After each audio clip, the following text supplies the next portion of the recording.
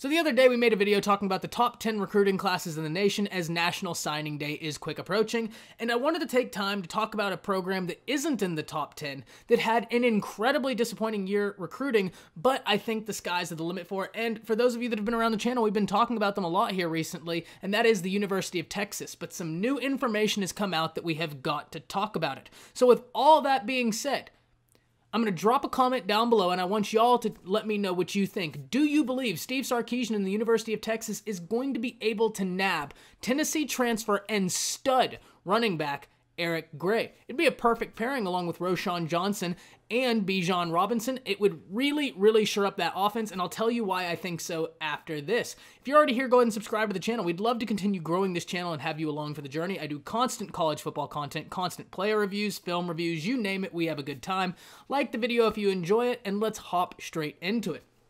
So just like I said at the beginning about the question that I want y'all to answer, it has been reported that Eric Gray has been visiting both Oklahoma and Texas. Now, as it stands right now, Texas seems to be the most likely to land him because from what I'm hearing, Oklahoma hasn't officially offered him yet because Oklahoma is still rolling their dice on trying to land a Kamar Wheaton. And that's a different issue entirely, but if I'm Oklahoma, I understand wanting Kamar Wheaton, but at a certain point, you can't put all your eggs in one basket and allow talent to pass you by. I suppose it's a different conversation when we know OU is already looking at taking a smaller class, so maybe it's not that impactful, but besides the point, the University of Texas is absolutely making the right move in offering and highly recruiting Tennessee transfer Eric Gray. Now, for Big 12 fans, University of Texas fans who might not watch a whole lot of SEC football, let me be the first to tell you, there was a lot wrong with Tennessee this year, and Eric Gray was not,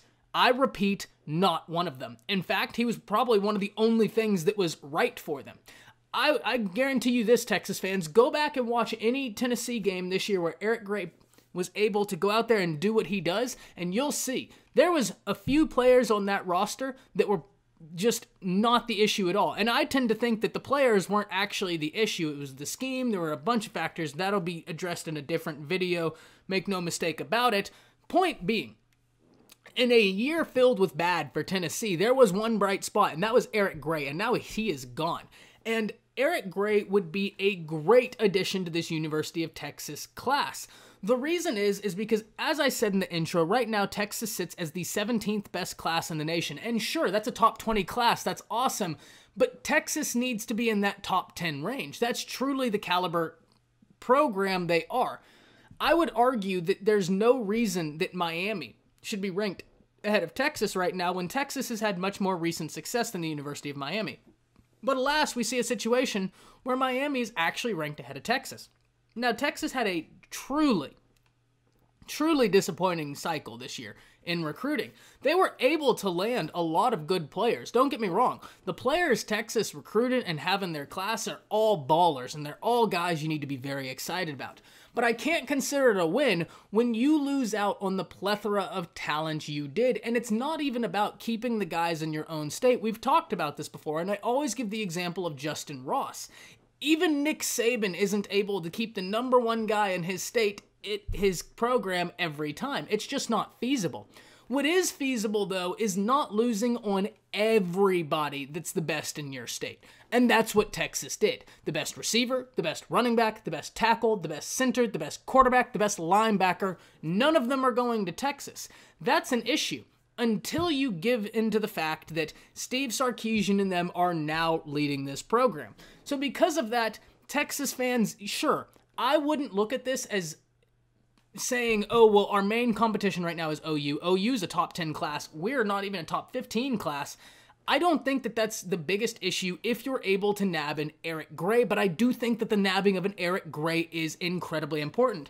Now, for those of you that have been around this channel before, for those of you that haven't, I want to make a call to you that haven't. Go back and watch my Steve Sarkisian was in his bag video. That's a video where I broke down the national championship film, took about 6 plays from it, and evaluated it. Now, here's where I did good and here's where I did bad. I did good because I really feel like the plays I outlined aren't super complex, but Sark is somebody that believes that simplicity is the key to brilliance, much like myself, and he really goes in on that. But the one thing I did bad in that video, I didn't show probably the one thing that is the calling card of a Sark offense, and that's the running game. I know that sounds crazy when we're watching Alabama pass for almost 500 yards in a national championship, but Sark, everywhere he has gone, has always had a 1,000-yard running back. Whether we go back to USC with Lindell White and Reggie Bush, he can scheme ways to get multiple running backs involved. And Texas, when you're already having a year where your lead quarterback is going out, and look, the guy behind him looks to be very talented. The quarterbacks on roster for Texas are not short of talent right now. But the point remains, if you're going to have a new quarterback, you're going to lose guys. You have got to land an Eric Gray.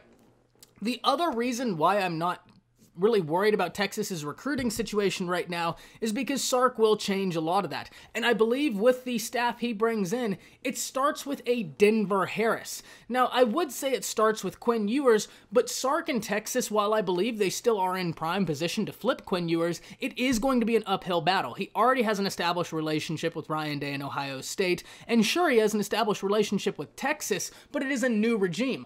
I would argue a more enticing regime than the one previously, but we have to understand, y'all, that these recruits, comfortability is really, really important to them, and I think sometimes as fans, we don't really try and understand where these kids are coming from, but put yourselves in their lens. An 18-year-old kid that's going to be leaving home, and right now he has an established relationship with the staff of Ohio State. He has to establish a relationship with Texas. That's not the issue. But it's just going to be a bit of an uphill battle trying to flip Quinn Ewers, which is why I say Denver Harris, who is uncommitted right now, who is crystal balling to Texas and is the #1 cornerback in the nation. Or I'm sorry, #2 cornerback in the nation behind Damani Jackson. Personally, I think that that's flipping a coin. That's not a knock on Damani Jackson, but those two guys are so spectacular in what they do. They're truly, truly special players. Texas has got to land Denver Harris, and I think this staff can, with Sark leading it, because I really like the cornerback coaches they got. I really like the defensive coordinator they got. And having a guy such as Bo Davis, whether he's coaching you or not, having him on that defensive staff is massive. So guys, that's really just about it. We're going to be diving deeper into the needs of the Texas recruiting class, specifically the 2022 recruiting class, maybe next week or as early as this week. We really are going to take an in-depth look at some of the biggest needs they have in that class and how I think that they can actually hit a top 10 class in the next recruiting cycle. Drop a comment down below letting me know whether or not you believe Texas is going to land Eric Gray. That's it. See ya.